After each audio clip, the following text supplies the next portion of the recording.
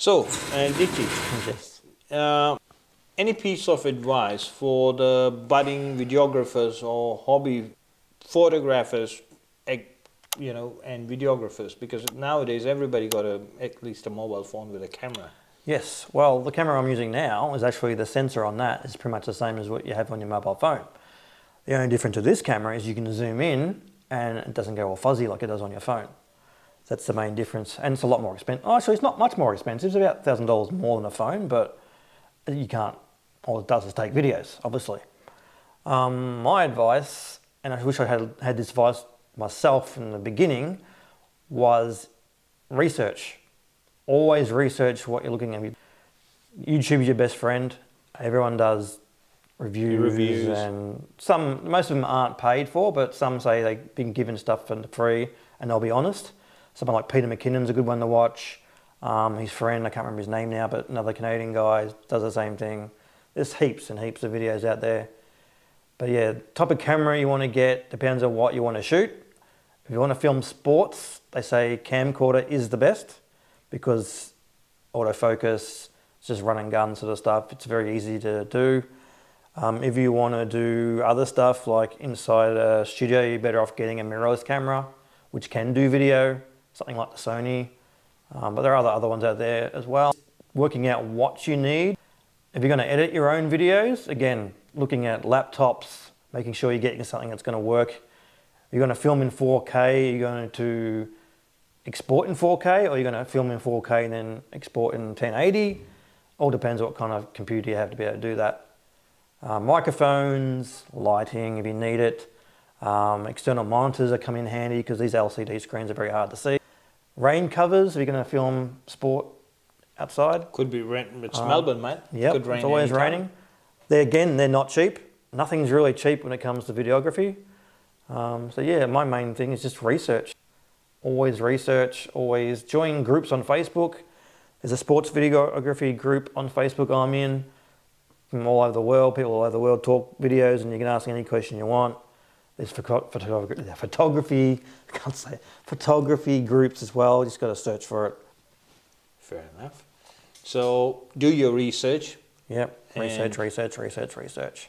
And you're always learning. You're never going to master. Always learn your camera. Once you get a camera, you need to master that camera. All the settings, what things do. Experiment is another thing. Experiment with different things, different lighting. Again, animals. You can experiment with animals. You can experiment with sports.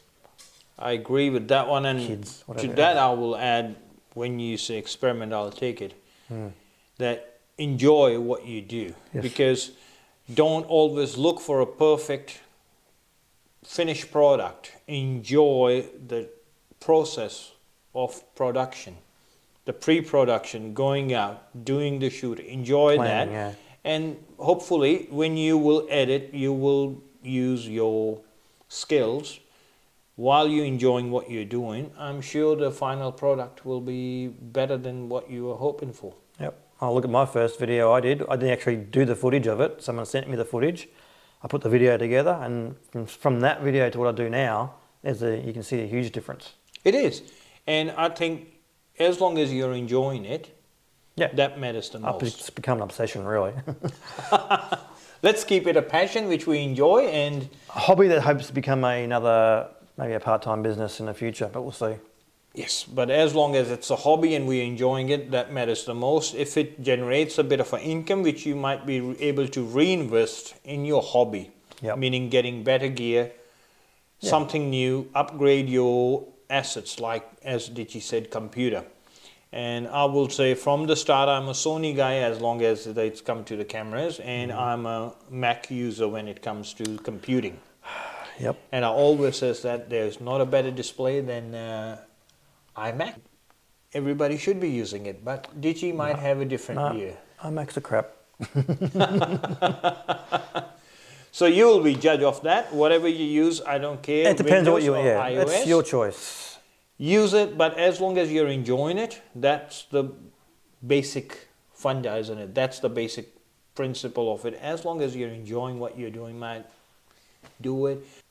Today's shoot might be not that good. Today's pictures might not be good. Who cares? As long as you enjoyed your shoot, you will find your ideal shot, and slowly people will acknowledge it. I will say the skills are there, just polish it, wait, learn. Learning is a big curve, isn't it? Yeah, you're never, it's like anything really, you're never going to master anything, you're just always learning something new, always. Okay, Ditchy, I want to ask you one thing, as you mentioned that you did your first video and now, about that. Yep. So tell me, when you did your first video edit and what you do now, which one you enjoyed the most? Are you enjoying all of them the same, or is the passion becoming obsession and you're enjoying more and more? I think I'm enjoying it more than the first. The first time was just learning different things and experimenting with different things.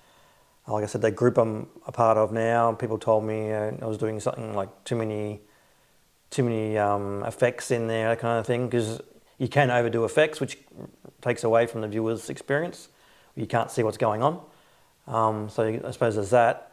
But I was still learning on how to use the program properly, how to do different transitions, how to add different effects, that kind of stuff.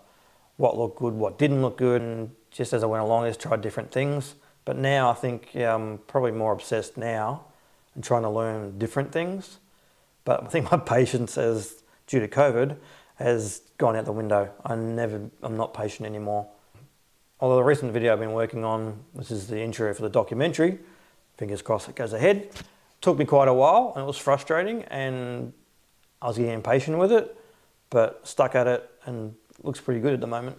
Yeah. It did. Yeah. It does look pretty good, I'll admit. And now I think it's up to the point where you can show your skill to the world and like, this is what I can do. Give me a chance. Let me shoot your event, and hopefully it will be a good outcome. That's the other thing with editing programs. There's some expensive ones out there, like DaVinci Resolve to buy it. It's like $450 or $500, but it's yours forever. Filmora, which is what I use, it's the same. It's like $100. It's yours forever. There are things you can't use, you've got to pay a monthly subscription for, which I did once. Not going to do that again, but there are other websites you can get free stuff from. But yeah, the other one is like Adobe Premiere Pro. Everyone says they use it. I think it's pretty much a waste of money. It's a monthly subscription. You never own it. And if you're doing it for 10 years, it's going to cost you a fortune when you can just buy DaVinci and it's just as good, if not better. Actually, apparently Hollywood use it to do their color grading, so that's how good it is. Wow, nice. I mean, I'm not a video guy, so I can't add much to it. What's the other thing? Affinity Photo. It's exactly the same as Photoshop, pretty much. I bought that for $50 Australian. Great. It's fantastic. Again, Adobe, monthly subscription. Yes, fair enough. So I will say it's up to the user's choice what they want to do. Go my way. If you're looking for any advice for videos, I will say Ditchy is the man. On Sidekick is the Facebook username where you can get in touch with him, and he usually reply in a day or so. I'm on it a lot. Okay.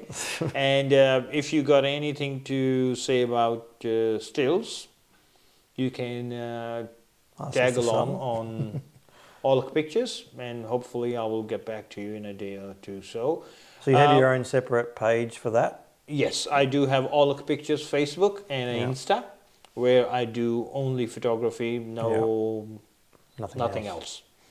And I think in the last 2.5 years, since photography took over more as a hobby, I find actually myself, Ditchy, less involved into people's rants and, COVID is fake, COVID is real, vaccine, this and that. I just want to talk about my photos or look at some other photographers' photos and see their visitory and just not be bothered with like a lot of this hocus pocus. Because as we both know, Facebook is, or any, I will say, platform, internet, is not the final post for a research or, scientific data.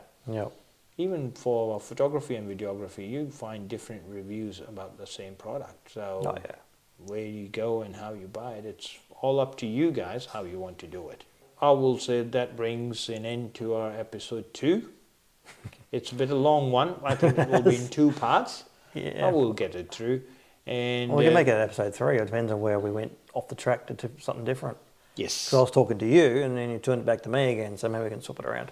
Yes, we work can it out. swap it around and we'll see how that goes. But if you enjoyed it and you want to see episode 3, we'd like to see some like, share and comments and spread the good word. So it's the time to say goodbye. Goodbye. Goodbye.